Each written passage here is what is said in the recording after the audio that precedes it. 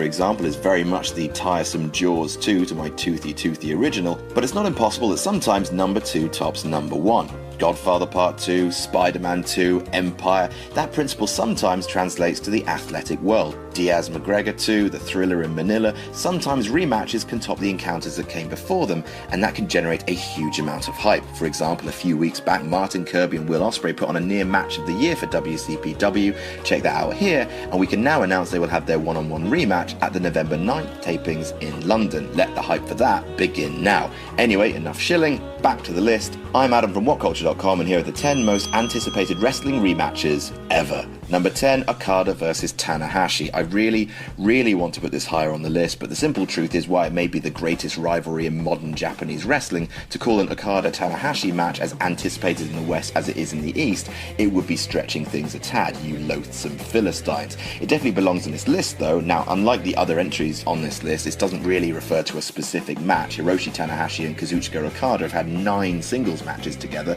with multiple Meltzer 5-star encounters among them. They first battled in 2012, and every single time they've had a rematch after that, it's been regarded as huge news in Japan, with each successive match managing to top previous hype levels. Number 9, TLC 2. Whenever I think of TLC 2, I can't help but think of a nightmare scenario where, after Crazy Sexy Cool took over the world, scientists build a second, bigger R&B group to combat the unstoppable power of T-Boz's Left Eye in Chile. Like a cyborg TLC running on steam and clockwork parts, and they fight on a waterfall and... No? Alright. At SummerSlam 2000, the Hardys, Edge and Christian, and the Dudley Boys competed in the first ever tables, ladders and chairs match to great success. At WrestleMania 17, they did it all over again, even better than before. Fans could not wait for a second helping of hardware-centric carnage.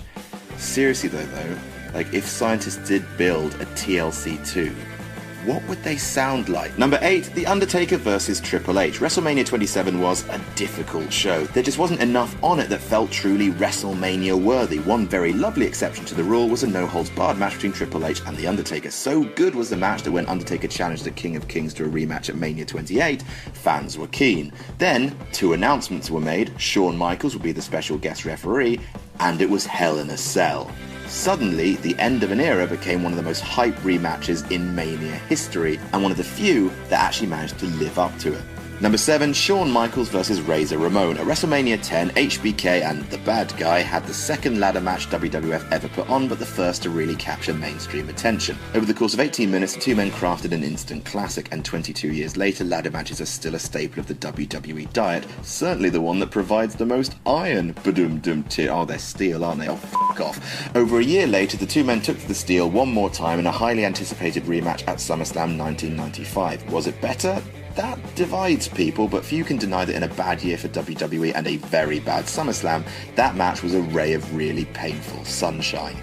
Number 6, Ricky Steamboat vs Ric Flair. Ric Flair didn't make my top 10 wrestlers list of all time because I'm a radical dude who plays by no rules, but it's a truth universally acknowledged that the Nature Boy was quite good at wrestling, as was Ricky the Dragon Steamboat. Like Lemonade and Southern Comfort, the two were excellent apart, but together they were magic. At 1989's Chi-Town Rumble, Steamboat beat Flair to win his first ever world title in a match that was regarded as an instant classic at the time. The rematch was then set within a month, which whipped fans into a frenzy. A 2 out of 3 falls match at Clash of Champions 6, Raging Cajun. That match was also an instant classic, and it's the 1-2 punch of match and rematch in quick succession that forces people to mention Steamboat and Flair whenever talk turns to the greatest feud of all time.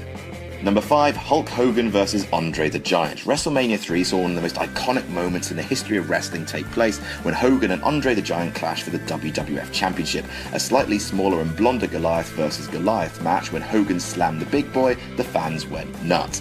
Their rivalry would continue through the year, and when the two met again with the title on the line on a February 1988 episode of Main Event, the buzz was so heavy that the program drew 33 million viewers, which made it the most watched American wrestling match in history. Sure, it ended with Ted DiBiase and 2 Dave Hebners, but hey-ho, can't win them all.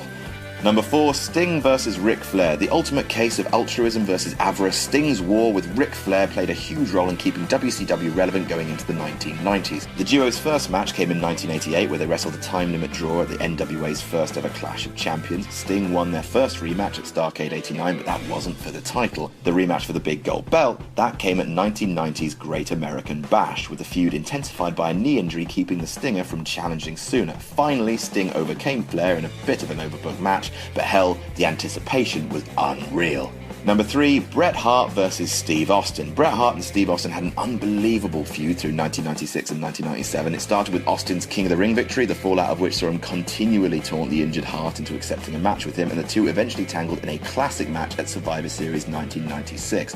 Their Mania match was so good that people forget their Survivor Series match was a barnstormer as well. Then Austin cheated his way to victory at the 1997 Royal Rumble at Hart's expense, and Bret quit WWE on the following night's Raw in protest.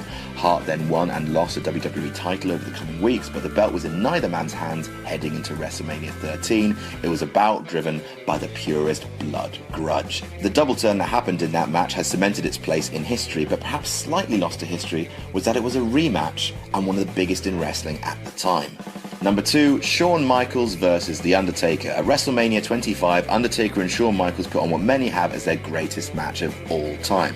As JR would say, "I've just had an out-of-body experience." 1 year later, they met again, except this time, Shawn Michaels' career was on the line. It main evented Mania over the title because it needed to. Simple as that, really.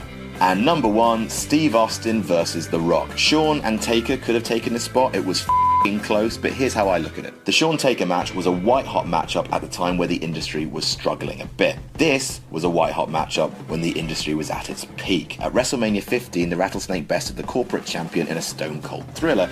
2 years later, both men were even more popular. The corporate champ was now the people's champ, and WWF was the only game in town. All eyes were on WrestleMania 17 since WCW closed, and the two biggest stars in wrestling were having their Mania rematch. It was absolutely unspeakably huge and a classic to boot. Also, their rematch at WrestleMania 19, people kind of look forward to that one as well.